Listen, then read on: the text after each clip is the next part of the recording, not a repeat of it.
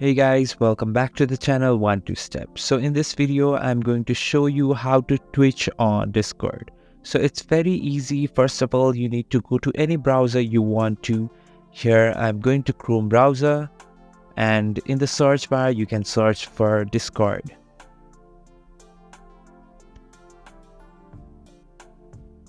So just click on the Open Discord here. And here I have already logged into my Discord website, and you just need to log in if you don't have logged in. So here is my profile, which is Contentify. So right beside this, you can see user settings. So click on this user settings, and right after that, if you want to just connect it with your Twitch account, just go to connections. So here is the connections. In the left hand side, just click on this. So you need to search for your Twitch icon. So just click on the next and you will find here Twitch. Just click on the Twitch.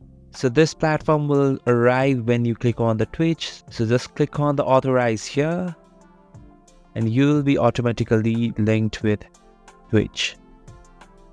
So it says connected with Twitch account to Discord.